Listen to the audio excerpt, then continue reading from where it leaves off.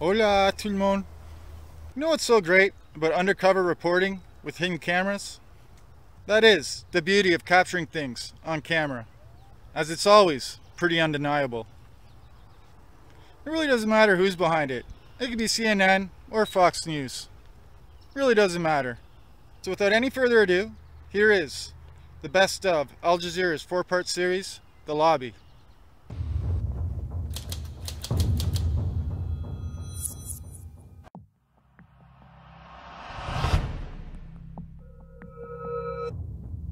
How Israel influences British politics. We reveal from the inside how the Israeli embassy penetrates different levels of British democracy.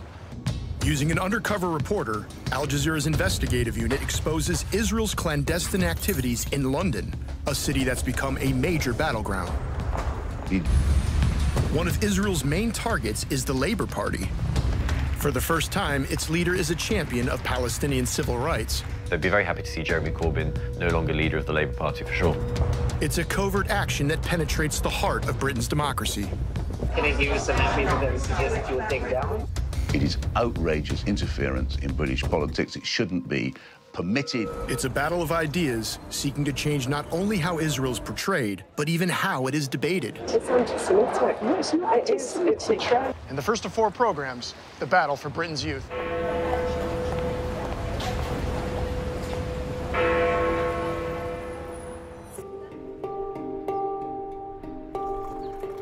Our undercover reporter grew up in Germany and creates an identity as a graduate planning to live in Britain. Robin sets himself up in London as an aspiring Labour Party activist with strong sympathies toward Israel.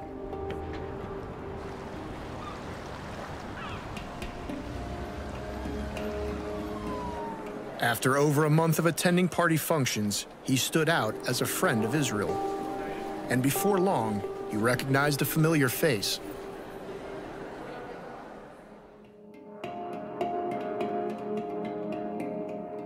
I'm Robin.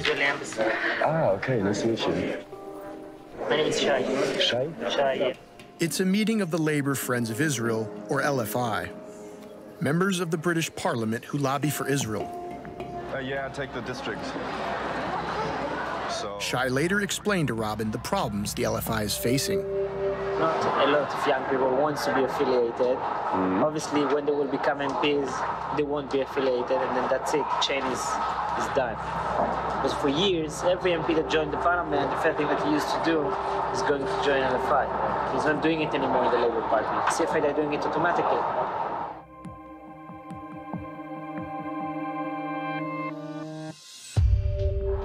All of the 40 new MPs that just got in the last elections, all of them went to the CFI, the Conservative Front of Israel.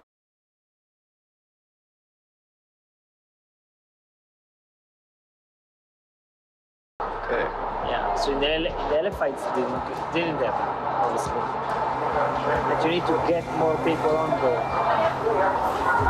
It's a lot of work, actually. Robin tweeted and wrote articles about Israel and the Labour Party, building up his online identity. He discovered numerous groups that support Israel and which identify themselves as independent grassroots movements. One is the Sussex Friends of Israel. They organized a march to protest against the pro-Palestinian movement to boycott Israel. Robin had joined them.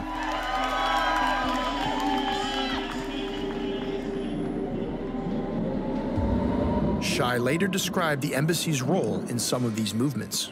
There is a grassroots organization as Sussex Friends of Israel that went into demonstration. There is a Israel-Britain Alliance. There is a bike phone. There is so many people live in Israel. There's so many. Shai had helped establish a youth group within the Conservative Friends of Israel. They have a young section of the Conservative Friends. CFI, yeah. The CFI started with it 1 year ago because of my idea. And then when I tried to do the same in the Labour, they had a crisis back then with Corbyn. Have you ever built something, like a group? Yeah, I did several things like that, yeah. Okay. In Israel and here. Here as well? Yeah. Nothing that I can share, but yeah. Something you could share? Yeah, because there are things that happen, but we are. It's good to leave those organizations independent, but we help them to actually to establish. Yeah. Our investigation linked the embassy's senior political officer with a series of pro-Israel groups: the Parliamentary Friends of Israel, Young Conservatives, lobbyists, as well as grassroots movements. In addition, Shai is involved with the youth arm of the Fabian Society, an influential Labour Party think tank. I know Shai. Shai's a good guy. He's a good friend of mine.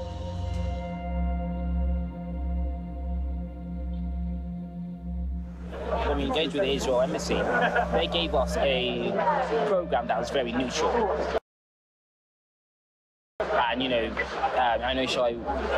I met Shai through the process, and Shai, in himself, he's very balanced guy. And it appears the Israeli diplomat's mission is to build support for Israel at all levels of the Labour Party. There was a lot of groups that educating the MPs. There's no one that's educating the grassroots of the party. That's it. Specifically in the Labour. Yeah. Everything doesn't need it. No?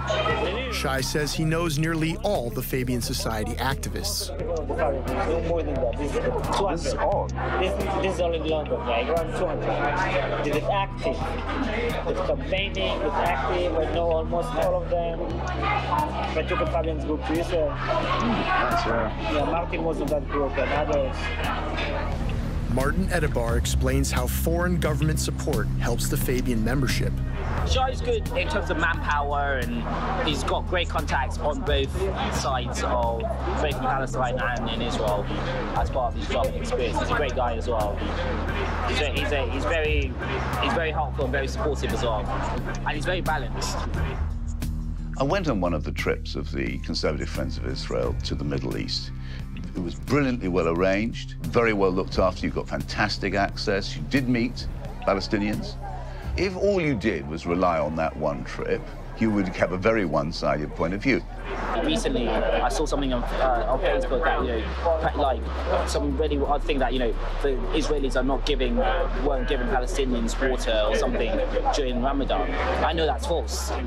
According to Haaretz newspaper, Israel, which controls all water sources in the occupied West Bank, did cut supplies, even if the reason was contested. Our undercover reporter discovered that Shai Masot played a role in another key Labour Party organization, the Jewish Labour Movement, or JLM. Robin attended a summer barbecue organized by the JLM. Much of the small talk turned to the Israeli embassy.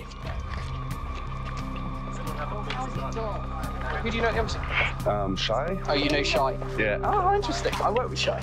Oh, you work with Shai? I work for the ambassador. Hi guys, so I've been introduced. I'm Ella. I am JLM's barbecuer-in-chief and new director.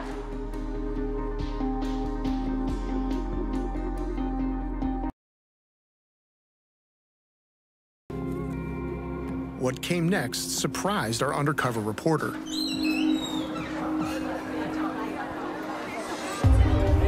Shai had asked Robin to become part of the Israeli embassy's plan to attract young Labour Party members. AIPAC, Labour Friends of Israel, they want to establish a branch of young Labour Friends of Israel. But the idea is to establish a kind of a branch that will work with young people. So what I'm saying is that if you're a fitter and you would like to get engaged, I guess they are looking for someone that really, launch it and run it. We need to try to think about, so what can you do? Shai then suggested that as well as setting up the young LFI, Robin apply for a job at the Israeli embassy.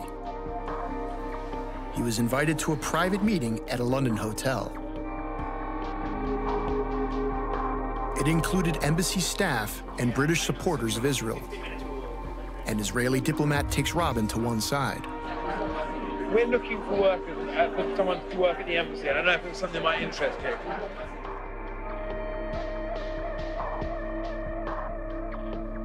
Shai talked to me about that, actually. So I handed in my CV. That'll be it. That's it, exactly.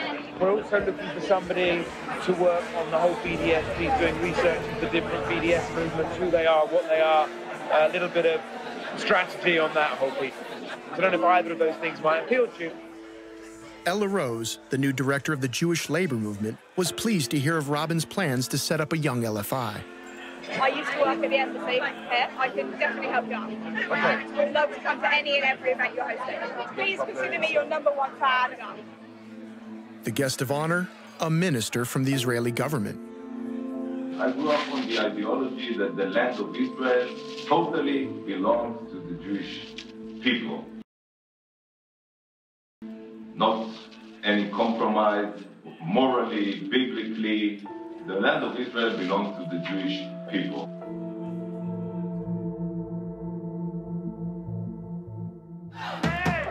The primary role of Israel's Strategic Affairs Ministry is to counter the BDS movement. It is a strategic threat for the future of Israel, because if we will allow them to continue with all the lies that they are spreading against Israel, we will lose this fantastic young generation, and maybe from here there will be the next leaders of the UK or other countries, and they will think that Israel is a very bad country. During another meeting with the embassy's senior political officer, Shai tutors Robin on setting up a new pro-Israel group. Who should I contact, what do you think? Michael. Michael?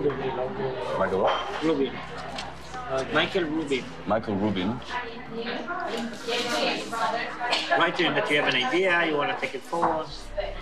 And what's his position in the LFI? He's a parliamentarian officer. But recently started at LFI. I worked for the Labour Party before that. I was chair of Labour Students. I knew Shai in my role at Labour Students. We did a couple of things together. They take advantage of sunshine whilst it lasts.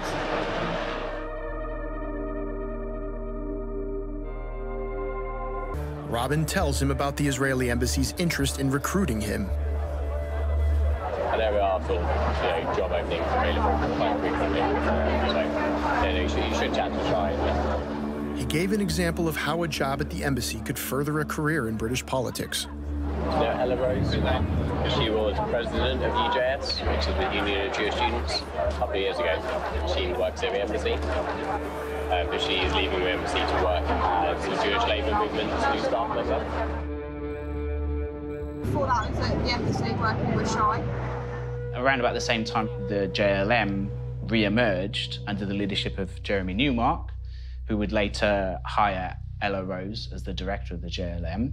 The big story was about a young student in Oxford who made allegations that the Labour Party and most of the student left at Oxford was anti-Semitic. He didn't present any evidence at all. The only thing he said was that they had promoted the Israel Apartheid Week, which is a well-known event which takes place on campuses around the world. The national chairman of Labour students at that time was Michael Rubin. So there were allegations of anti-Semitism at the Labour Club. So I did the investigations. I was chair of Labour students. That was Labour students report. But there are some people sort of obviously asking questions about it, because that was kind of a first incident of anti-Semitism.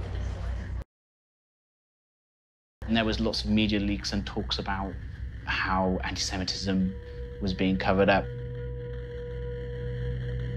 British newspapers repeatedly ran stories of anti-Semitism in the Labour Party. One of the next targets was Malia Bouattia, the newly elected leader of Britain's National Union of Students. With each year of Israel's expanding occupation, support for BDS has spread on college campuses around the world. In Britain, the Israeli-Palestinian conflict defined the 2016 election for the NUS presidency. Israel, where it exists now, is that problematic to you? Israel, as it behaves, is problematic to me. You would feel it would be okay for you to say about yourself that you were anti-Zionist? Yes, I would.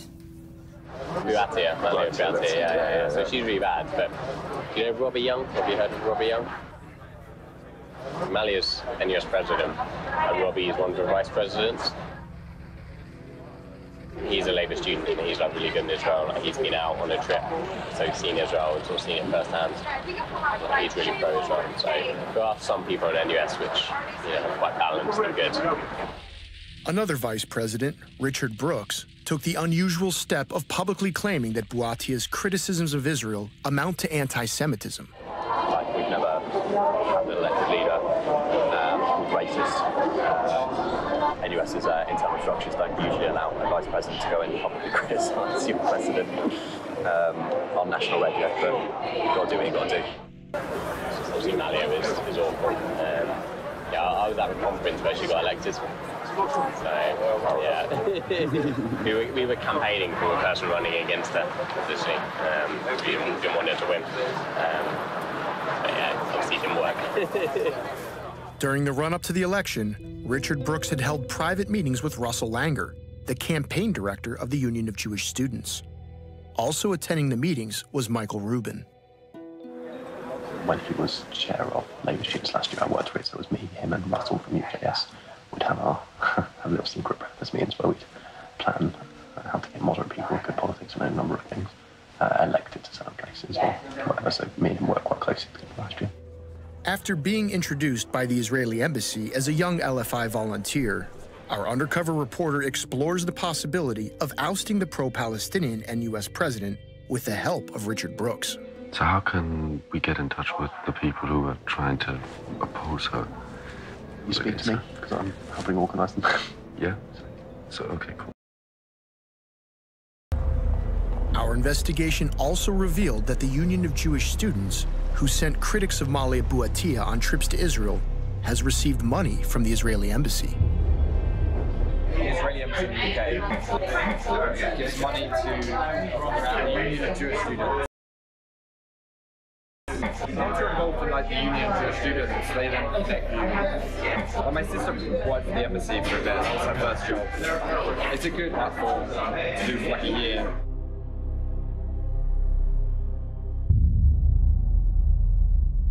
In 2016, Shapira launched an unsuccessful bid for the presidency of the Union of Jewish Students. He also received donations from Israel to set up a new campus-based think tank. He established the Pinsker Center with former University College student Elliot Miller. I spent a year working in the government of Israel. I was doing a fellowship in the Foreign Ministry, the Congressional Affairs Department, so all Congress, as far as AIPAC and stuff. The guy behind me is in Israel. It's the kind of guy who walk into a room with a donor and the donor will give them a check for 2.5k. It's like that. He's a genius. They also confirmed for the first time that the powerful American pro-Israel lobby, AIPAC, is channeling money to British campuses through the Pinsker Center. I think AIPAC gave some money. We went to AIPAC in March and we got involved with AIPAC London.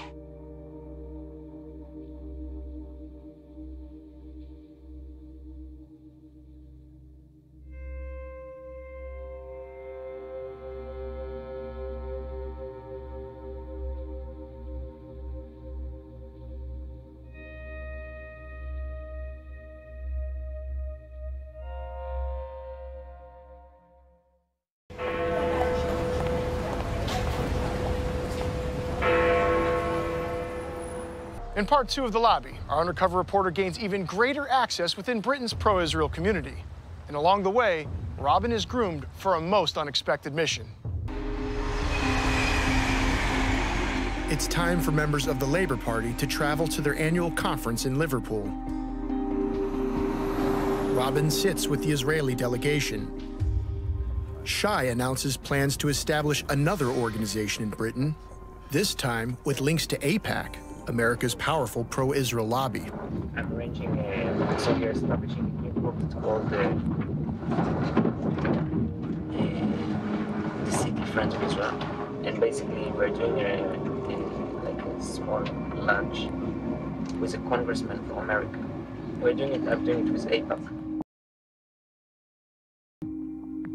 Our investigation has already established this Israeli diplomat's links to numerous political groups in Britain, including the parliamentary lobby group, the Labor Friends of Israel, or LFI. At the conference, Shai introduces our undercover reporter to LFI members at their stall. Hi, nice to meet you. The Israeli diplomat advises the chair of the LFI about Robin's new role within her organization. So you just met. Yeah, Robin is volunteering to LFI as well. Oh, yeah? And he's doing trying to get the young people. Excellent.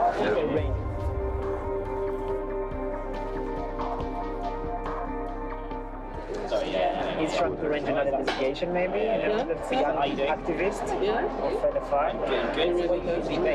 They discuss paying for influential MPs to take a government-run tour of Israel. What happened with the names that we put into the embassy? And just now got the money. It's more than £1 million. It's a lot of money. And then and now I got the money. So from Israel. So it's not physical. Yeah, it's improvement.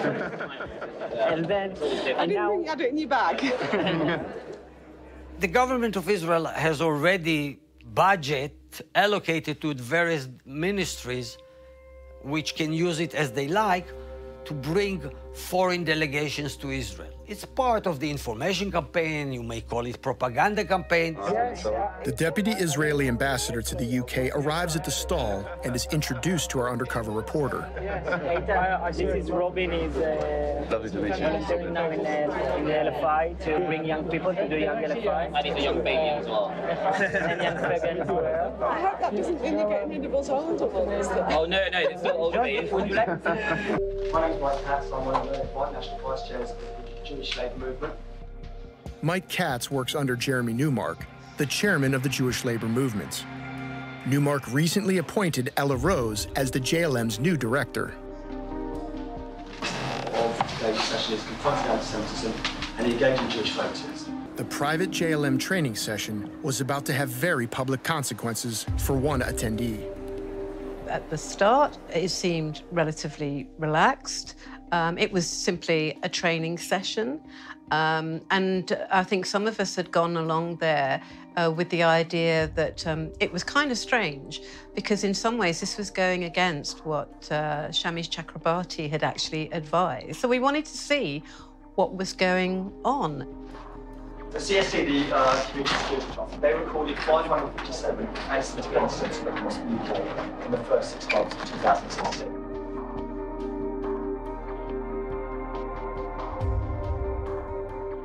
That is an 11% increase in the period in 2014. 2014 was the most anti-Semitic year on record. One member of the audience challenges how the list was drawn up. And I'm wondering if I'm now going on that list, because my MP actually sent a letter to Jeremy Corbyn asking him to bar me from the Mali landscapes because I was an example of anti-Semitism, because his office trawled through my Facebook page and found an article that I'd shared by Norman Finkelstein. Finkelstein wrote, in what many considered a humorous post, that one way to deal with the occupation of Palestinian land was to move Israel to the United States. In the past, anti-Semitism was hating Jews for being Jews. Now Israel tries to extend it to say that this is any criticism about what Jews are doing is also anti-Semitism. This goes back to the training session. They do this by saying most Jews relate to Israel as being an important part of their identity. What you need to do is recognise that Israel is an integral part of the vast majority of Jewish communities. Therefore, if you attack Israel, you are attacking their identity. You've got to create a welcoming space that is fair. I think you need to be careful with your language and about your references to the Holocaust. And what you might say to actually delegitimise that right of Israel, that basic right of Israel as a country to exist.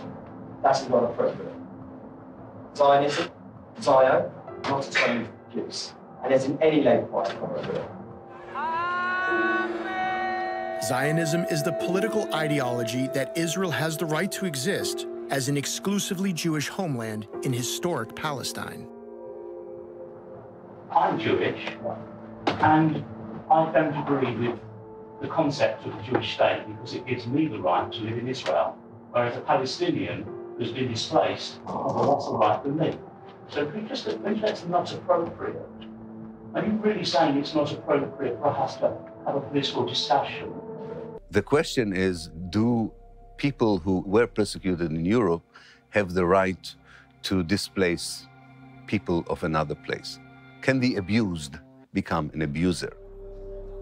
You are saying effectively that Zionism, is not open to debate as a concept, then that is really worrying. Anti-Semitism, like any form of racism, is deplorable. And my feeling about how to tackle this is for Jews to be standing boldly and squarely alongside our black comrades, our Muslim comrades, who are much more at the moment the target of racism than people at the moment we are.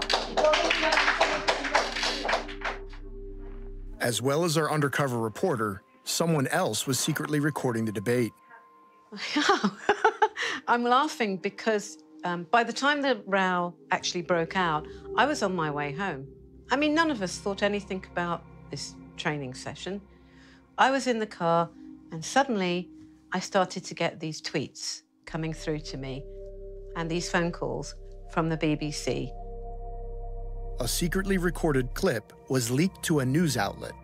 What was actually leaked were certain little segments that would be as controversial as possible. I was seeking for information, and I still haven't heard a definition of anti-Semitism that I can work with. How it was reported and how it was tweeted was I was basically saying, I can't find anywhere a definition of anti-Semitism to work with. That's total nonsense. I'm an anti-racist trainer. I've been an anti-racist trainer for 40 years. I've been fighting fascists and anti-Semites on the streets for decades. The incident caused uproar in the British media. The Board of Deputies of British Jews called Walker an unapologetic Jew-baiter. Walker was suspended from the Labour Party pending an investigation. Shortly afterwards, Robin meets the embassy's senior political officer. What do you think of that woman, Jackie Walker? Yeah, she's problematic. What can we do? Do not let it go. Do not let it go. And report every time she... Not just all the time. Yeah. Do not let it go. That's the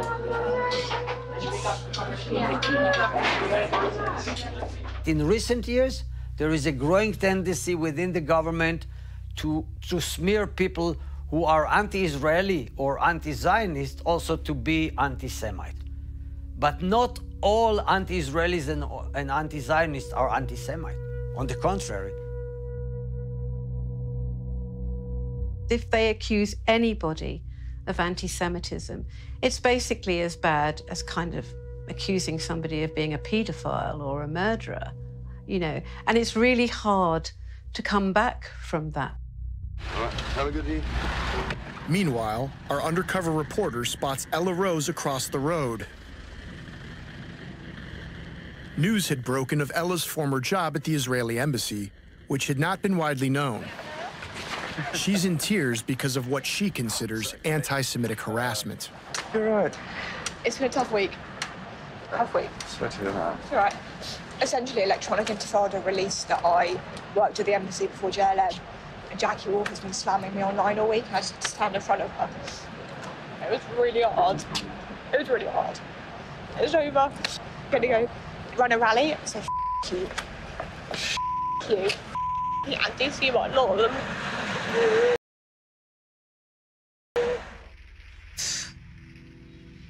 Oh my God.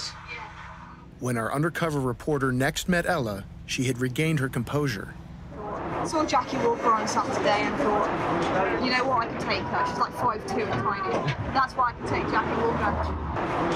Krav Maga training.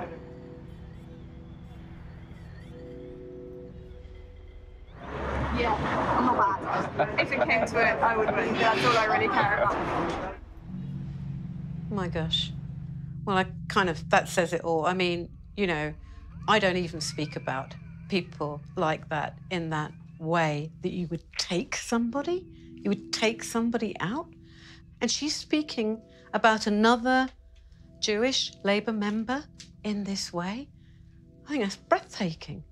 It's absolutely breathtaking. I'm just stunned. Ella Rose had been working for a year at the Israeli embassy in London, something that wasn't widely known at all, that had been, as far as I could ascertain, had been essentially covered up. Ah, that's a Winstanley! He was the one that wrote the douchey things about me. He's in bed. They know they can't win when the debates are open, so they have to do these things behind closed doors. So when I'm outing her as an officer at the Israeli embassy and she didn't want that to be publicly known, yeah, she's not going to like that. She's going to lash out. Look, at the end of the day, these people are sad tossers. Completely pathetic. And leave them in their corner where they belong. I'm very over them and their existence. As far as I'm concerned, they can go down a hole. She's worked for the Israeli state. The Israeli state talks about a war against organizations like us. It is a threatening thing to hear about, absolutely. What we need to have is some investigation of this from the Labour Party, and I will be making a formal complaint against both Ella Rose and the Jewish Labour movement. Happens. People are going to hate me no matter what, and they're always going to find something. It was all very anti-Semitic, to be honest.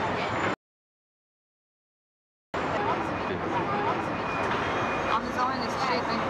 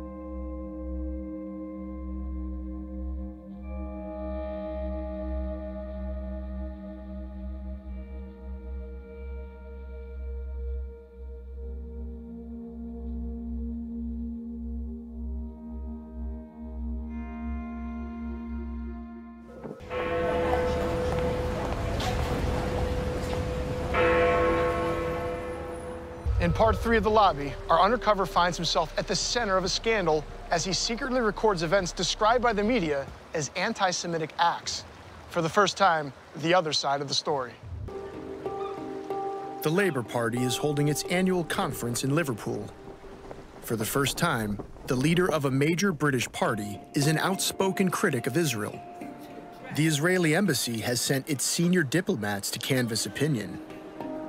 Our undercover reporter attends a private meeting of sympathetic labor activists. The ambassador, Mark Regev, tells them what to expect. Some of the people here are more Palestinian than the Palestinians. And the fashion is, if you are on the left today, you are probably very hostile to Israel. If not anti-Semitic. Back at the LFI stall, Shai and the Israeli delegation continue debating whether to wear the pro-Israel T-shirts. Shai has a dream. Shai has a dream. I'm going to make it come true today. He wants me to put on the T-shirt. But you know, as Robin is my witness, I was going to put on that T-shirt today. And I have a dream that an activist will not be ashamed of what he's representing. I'm not ashamed by what I'm representing. It's a T-shirt, and it's such a huge message. It's a genuine question. If you say.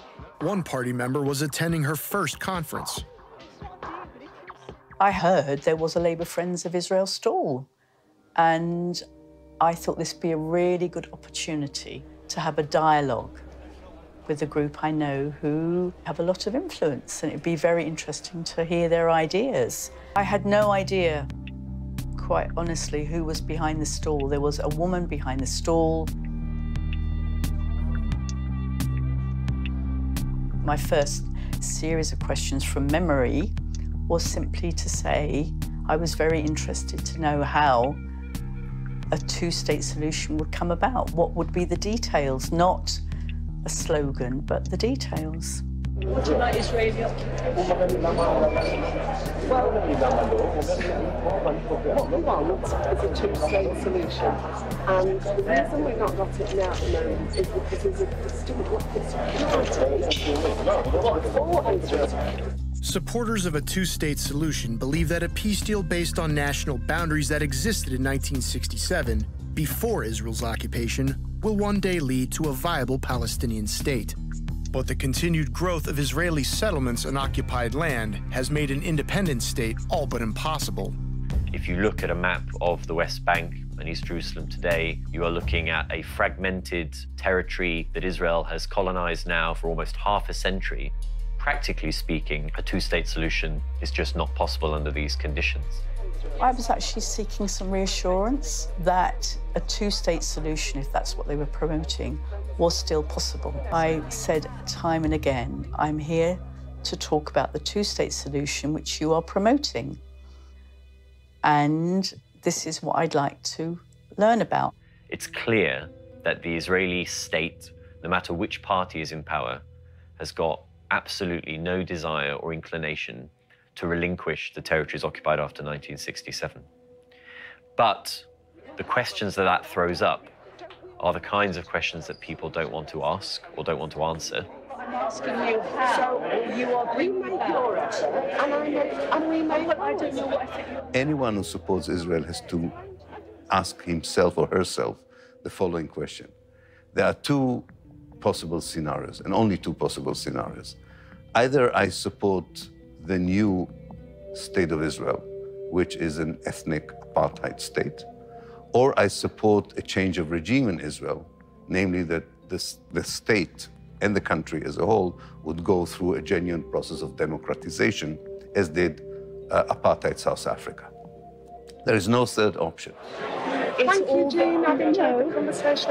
I'm asking you about settlements. They've totally atomized the whole of the West Bank. I'm asking you, I'm really genuinely interested, how a two-state solution, how can it come about if the whole of the West Bank is atomized? So, but in practical terms, that's what you're doing. But I'm asking, in terms of the West Bank is atomized, where will the state be? I mean, that's a genuine question. Where will the state be? The activist who came to ask her tough questions about the settlements, actually, that was her main point. She didn't ask her about Judaism or the existence of Israel. She just wanted a straight answer. How does anyone who supports Israel justify the settlements? We go over there, we witness, but nothing changes. I was quite interested in whatever funds they had and influence they had, how would this bring about a two-state solution? That was my very basic question. You've got a lot of money, you've got a lot of prestige in the world. I don't know where you get that. Sorry? Labour Friends of Israel got a lot of money. Well, I think so. I hear that it's a stepping stone to good jobs. A friend of mine's son's got a really good job at Oxford University on the basis of having worked for Labour Friends of Israel. If you just believe rumours, then it's not a rumour, it's a fact. It's anti-Semitic. No, it's not anti-Semitic. It's a trend. It's about conspiracy theories. It's not. Sorry, it is. It's not. Anyway, that's my view, and I think we have to agree to differ. No, I don't think we do have to agree to differ. I'm agreeing to differ. I'm ending the conversation because I am not really wishing to engage in a conversation that talks about get involved with this and then you get a good job in Oxford or the city or that is anti-Semitic. Sorry, but do you think that Joan Ryan falsely claimed that Jean referred to jobs in the city, London's financial centre. And it comes very clearly in the discussions that you have filmed. that the woman was not anti-Semitic. They know it. She didn't talk like an anti-Semitic person. She was a typical pro-Palestinian person who was worried about the violations of the Palestinian human and civil rights. Ryan continued to reference banking, a traditional anti-Semitic trope, as she left the conference hall with our undercover reporter. But Jean had never mentioned it. I'm anti-Semitic. You heard her say, go, you know, join you lot and you get into Oxford or you get into work in a bank or anti-Semitic. At no point did I ever say that Labour Friends of Israel will get people jobs in banking in the city. I did say, which is absolutely true, that I know the son of a friend of mine who he believed himself that having some connection with Labour Friends of Israel didn't harm his career at all. That evening, at a rally to combat anti-Semitism organized by the Jewish labor movement, Joan Ryan described her day at the stall. But we have also had 3 incidents of anti-Semitic harassment on our stand to the people who are staffing that stall today. And that, I think, tells you something about why we need to be having this against anti-Semitism rally. By the following day, word had spread about Jean's exchange at the LFI stall.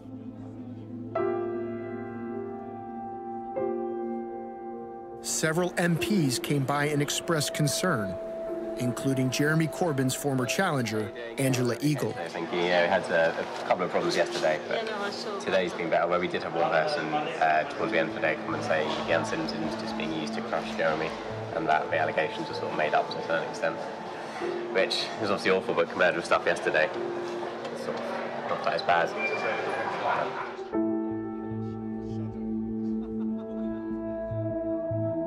Some of that sort of stuff is now becoming normalised. Sort of less shocked about that than I was about that happened yesterday. I reported that incident, that woman. She took a video of me then. Joan Ryan, Labour Friends of Israel, walking away while answering questions. Sorry. They didn't show any of the bits where I said, you know, you're being anti-Semitic, don't you? That's obviously come to an end. So I made a formal complaint. I am very shocked about the way she described my words to other people. I feel very anxious and that she should be misinterpreting me totally to other people. I find that very, very worrying.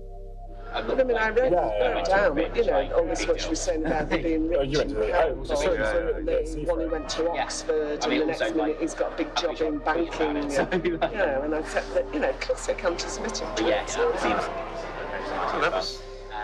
I have no idea how she got from A to Z, going from my comment, which was what it was, to then saying he got a big job in banking. Maybe she believes her own trope, if that's the word they use. We had a woman saying, no, I've never seen anti-Semitism. My Jewish friends have. We said, well, it is real. Is it real? Is it really real? It's just being used to crush Corbyn. And I said, as a bit, you know, as a Jew, like, would you say that to any other, you know, like, I've experienced homophobia, but I don't deny it. But anyway, it's only for you, I guess. That's the way to out of it.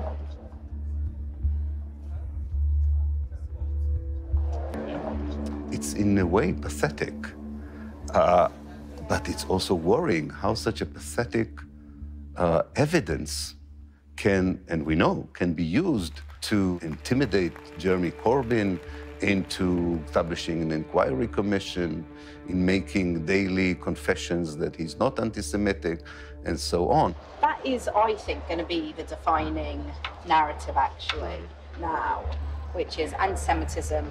And do you know what? That denies, you know, what I found, I said to her, you heard me a couple of times saying, I find that upsetting that as a Jew, you're telling me, like, and she didn't give up.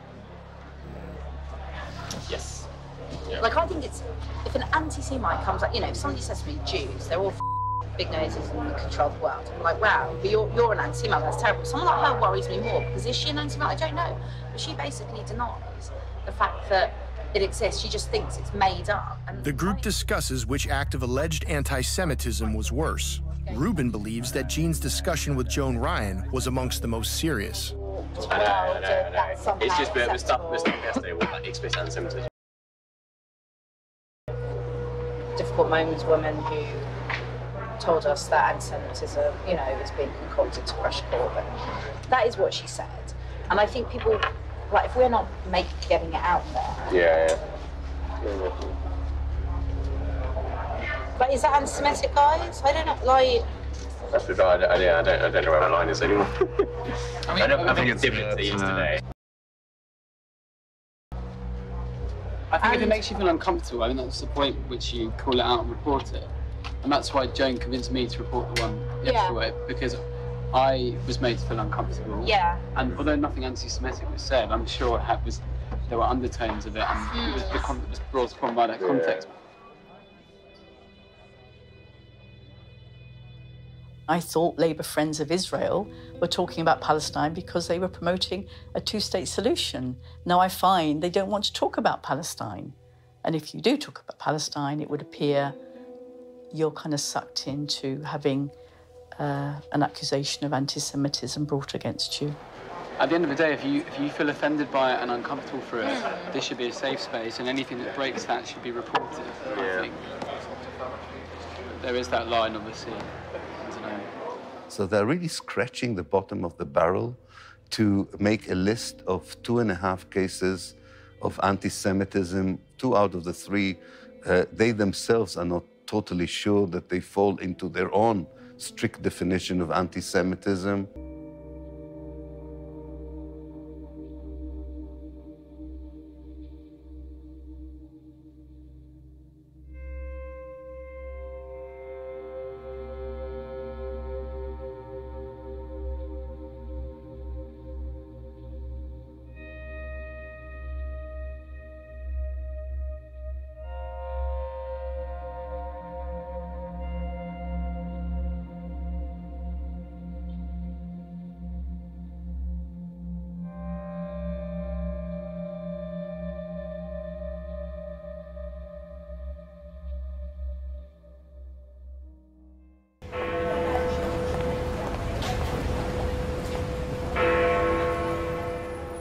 In this final episode of The Lobby, Shai Masot's activities paint a troubling picture.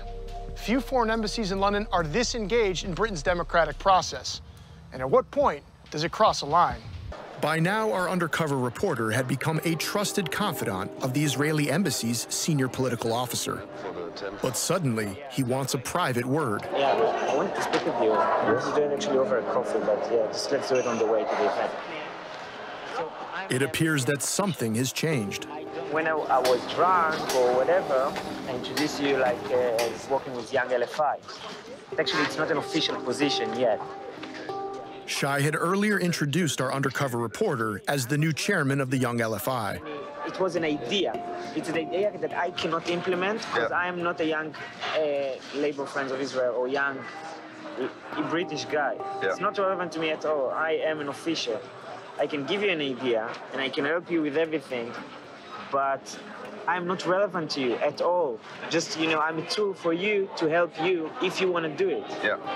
Yeah, sure. If you decided to get the idea. So you don't coordinate too much with them, or? I'm coordinating a lot of things with them, but I'm not their boss. My position is that if you need help with, you know, to connect it to the groups, to bring it to the places, I can do that. But you cannot be affiliated with me, and you cannot, like, use me as someone that said something. Sure. Yeah. It's not relevant. I'm not relevant to anything. I'm just working in the embassy. On the following day, Haaretz newspaper reported on a leaked cable from the Israeli embassy in London. The memo accused an Israeli government ministry, Strategic Affairs, of operating British Jewish organizations in a way that could put them in violation of British law. The Ministry of Strategic Affairs may use local groups, which are entitled as British civilians to counter BDS. They may be in touch with them, they may instruct them, they may support them, but but they would be very, very careful not to violate, as a state, the laws and the sovereignty of other nations. You cannot say, yeah, Shai said that it's fine that I will volunteer to you, because I'm not the one who, you know, taking the decisions to LFI. Okay. I'm sorry if I brought you into trouble. No, I'm totally fine. Okay, good. It's just important that, you know, that's clear. I'm not. So if I'm giving you like an ideas, it's like in friendly ideas. It's in a friend way. It's off the record. It's not something that you can use. So, but there's, I mean, if you feel like you like the idea, so you got an idea from a friend to do the LFI, it's fine that I will be that friend, but in the bottom line, it's not that I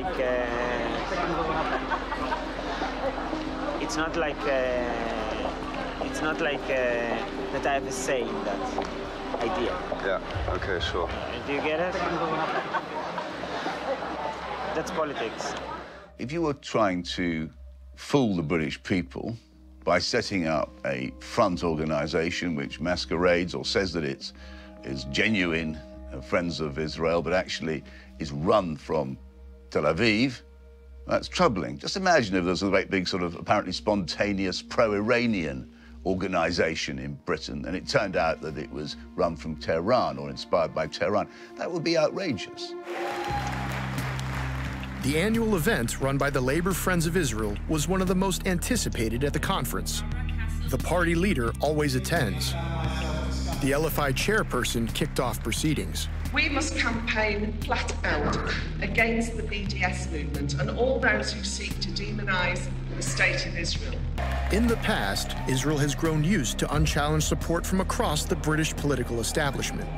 That cross-party consensus allowed Israel a free hand, enabling it to build illegal settlements on Palestinian lands. I'm sure many people are pleased to hear your commitment to the two-state solution and your commitment to fight anti-Semitism wherever it appears, in our party or in the wider society. In private, Israel has another message. Corbyn and the global BDS movement that he supports threatens the political status quo that has tolerated Israel's occupation of Palestinian lands for half a century. Corbyn is a leader. One of the things that he doesn't understand, or he doesn't get, is that at the moment that you get the leadership, you need to drop all of the weirdos, extremists. I mean, it's good that they were your campaigners. You cannot build a government from extremists, and he doesn't want to do that. He wants to stay with all of those weirdos. Back at her London home, the woman who confronted Joan Ryan over the construction of Jewish-only settlements had received a message. She had become the subject of a formal Labour Party investigation. The following allegation has been brought against you regarding your conduct at the Labour Party conference 2016. The complaint alleged that Jean constantly suggested that the LFI had lots of money and power, when in fact she had said once the LFI has money and prestige. Nor did Jean mention a high-paying job. As a concluding paragraph, his summary says, the above incidents and allegations levelled at me left the complainants feeling victimised, intimidated, and both felt the incident contained what they both described as incidents of anti-Semitism. I reported that incident. Have you? That woman. I made formal complaints. After several weeks, the investigation cleared her name. That they should be the ones to feel victimised and intimidated from a member of the public, a member of the Labour Party, approaching a stall where they're purporting to give information and presumably wanting to discuss the two-state solution. I just find that almost, laughable. If it weren't so affecting of me, I know now that it can absolutely impact on people's lives. I am just a regular citizen who is concerned about what is happening in the Middle East, and not to be able to talk about that without being accused of being anti-Semitic, I find deeply worrying. I think that is quite shameful.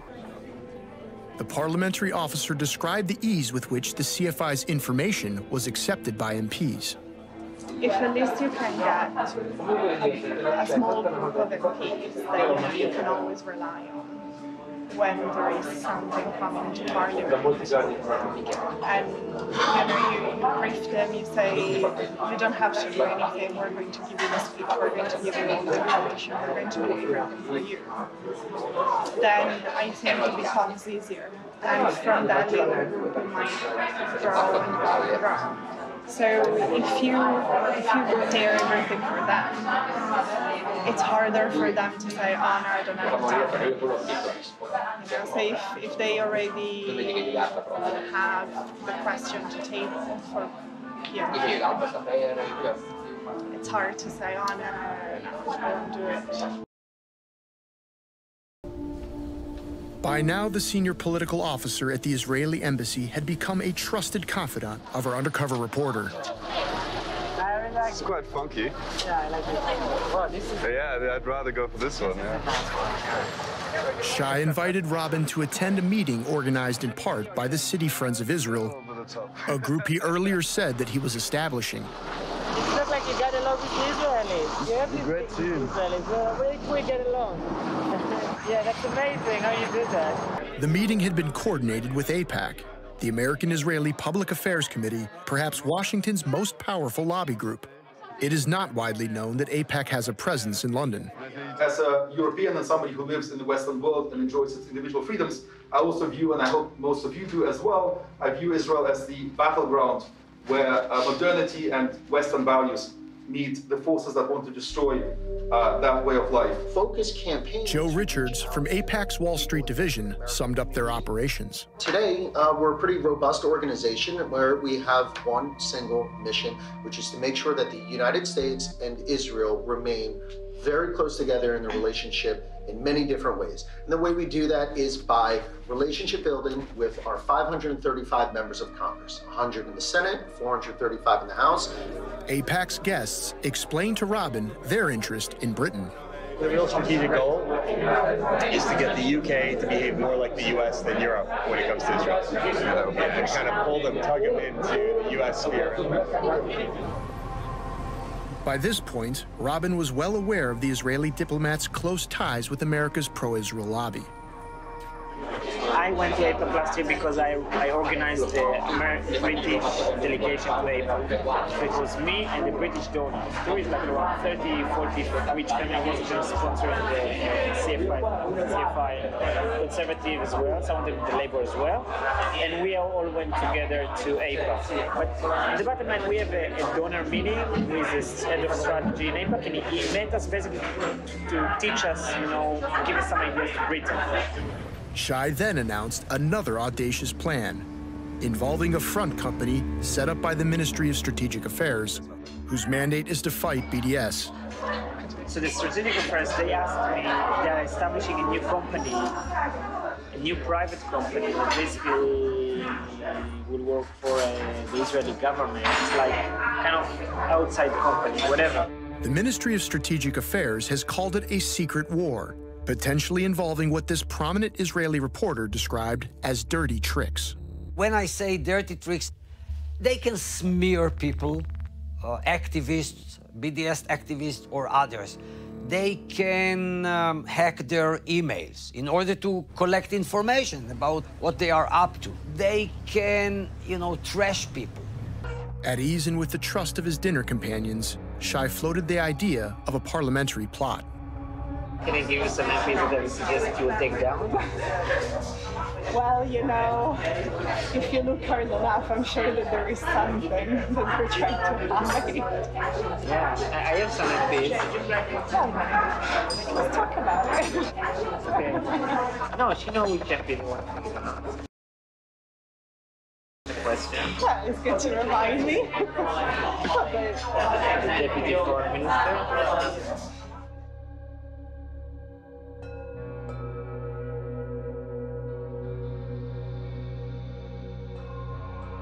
This exchange between the political officer of the Israeli embassy and a parliamentary staffer about taking down, is the phrase used, Alan Duncan, is outrageous. It's shocking.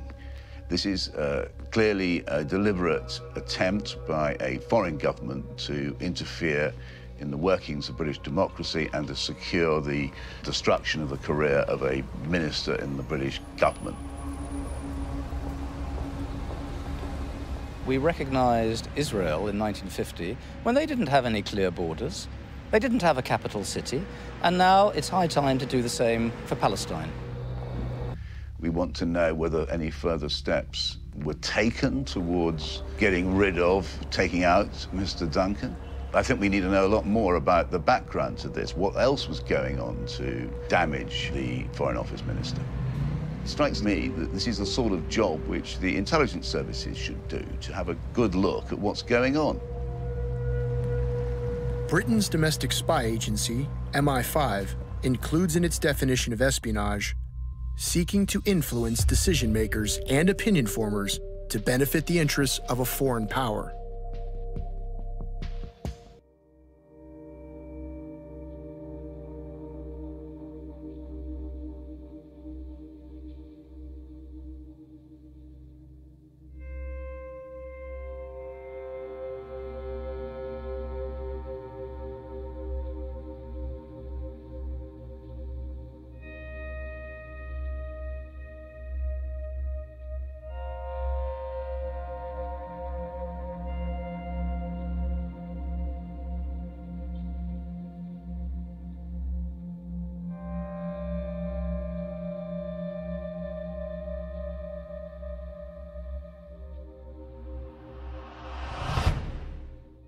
So you can see now why so many believe Al Jazeera's outdone themselves. And isn't it comical how Zionists use keywords like balanced or neutral when they're anything but? Or even how they refer to racism while supporting the most racist regime today. Thanks for watching, and you can see all 4 episodes in their entirety of Al Jazeera's The Lobby on their channel. Best wishes, salut tout le monde.